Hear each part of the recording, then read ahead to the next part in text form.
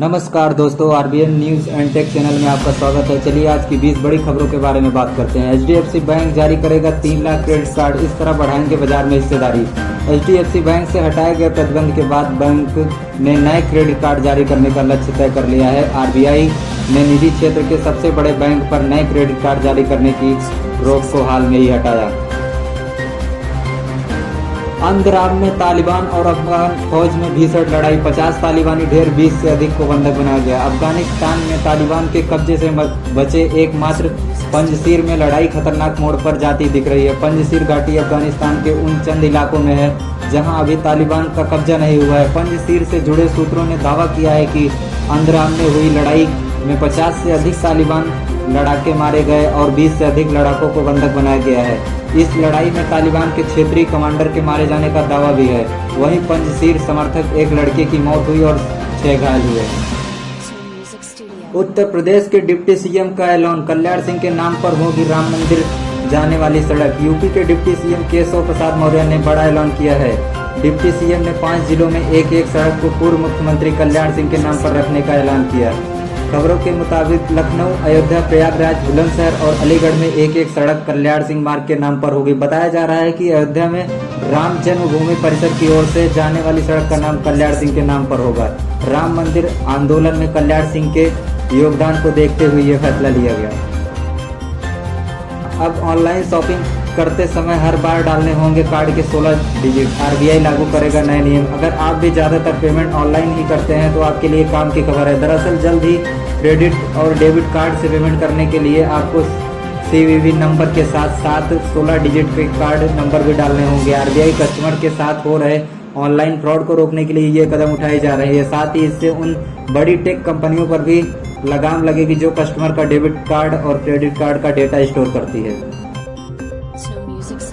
National monetization pipeline योजना launch, airport और highway जैसी प्रॉपर्टीज इस्तेमाल के अधिकार बेचकर 4 साल में 6 लाख करोड़ जुटाएगी सरकार। वित्त मंत्री ने जारी किया रोड मैप। केंद्र सरकार ने अपनी संपत्तियों के नियत अवधि तक इस्तेमाल का अधिकार बेचकर और इनविट जैसे निवेश के अन्य तरीकों से अगले 4 साल में 6 करोड़ रुपए 81 बिलियन डॉलर जुटाने की योजना बनाई है। सरकार को इससे अपना खजाना भरने और वित्तीय घाटे को काबू में रखने में मदद मिलेगी। साथ ही इंफ्रास्ट्रक्चर सेक्टर में लॉन्ग टर्म में सपोर्ट भी मिलेगा।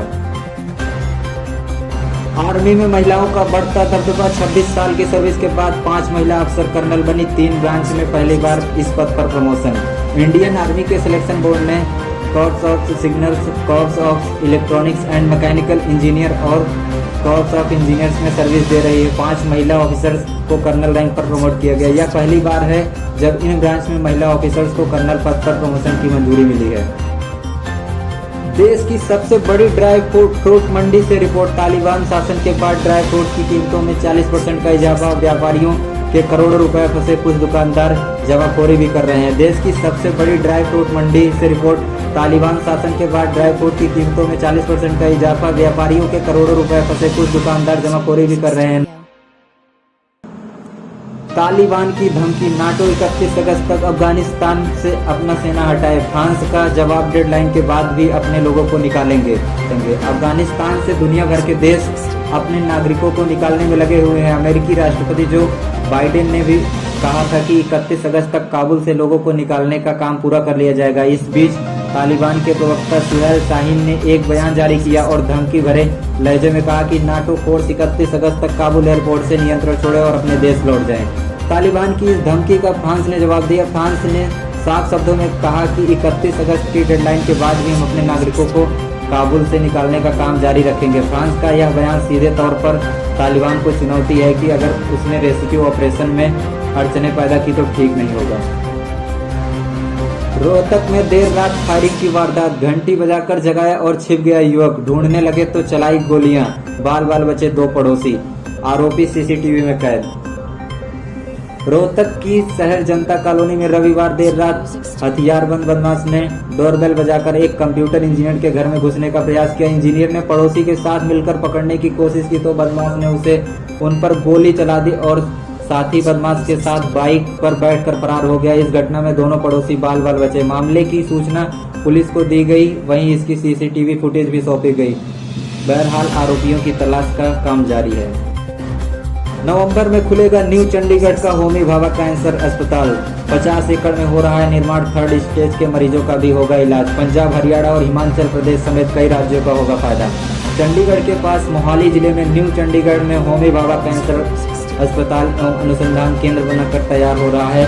यह अस्पताल नवंबर माह में पूरी तरह से बनकर तैयार हो जाएगा। मारुति सुजुकी पर 200 करोड़ रुपए का फाइन। देश की सबसे बड़ी कार निर्माता कंपनी मारुति सुजुकी पर कंपटीशन कमीशन ने 200 करोड़ रुपए का फाइन लगाया है। कॉर्पोरेट मामलों के मंत्रालय के मुताबिक मारुति सुजुकी ने रीसेल की जाने वाली कारों की कीमत पर डिस्काउंट कंट्रोल पॉलिसी लगाई। इसे कंपटीशन कमीशन ने एंटी कॉम्पिटिटिव बिहेवियर मानते हुए कंपनी पर यह जुर्माना किया गया। कनॉट प्लेस में देश का पहला स्मोक टावर शुरू। दिल्ली में वायु प्रदूषण की समस्या से निपटने के लिए कदम उठाए जाने लगे हैं। कनॉट प्लेस पर देश का पहला स्मोक टावर शुरू किया गया। सोमवार को दिल्ली के मुख्यमंत्री अरविंद केजरीवाल ने इसका उद्घाटन किया। इसके बाद टावर ने वर्किंग शुरू कर दी है। यूपी में 4 महीने बाद पेट्रोल के रेट में राहत। 20 पैसे की कमी के बाद अब पेट्रोल 98 रुपए 46 पैसे लीटर। 3 दिनों में डीजल के दाम 79 पैसे घटे। आगे भी राहत मिलने के संकेत। बीते 4 महीनों में पेट्रोल और डीजल की आसमान छूती कीमतों से परेशान आम जनता को आज पहली बार थोड़ी सी राहत मिली है। पेट्रोल के रेट 20 पैसे प्रति लीटर कम हुए। वहीं डीजल के रेट बीते 3 दिनों में 79 पैसे की कमी आई। इसके बाद पेट्रोल 98 रुपए 46 पैसे और डीजल 89 रुपए 14 पैसे प्रति लीटर हो गया। अमेरिका में बाढ़ के बाद तबाही। 24 घंटे की रिकॉर्ड तोड़ बारिश से 22 लोगों की मौत। कई बच्चे भी लापता। सड़कें और घर बर्बाद।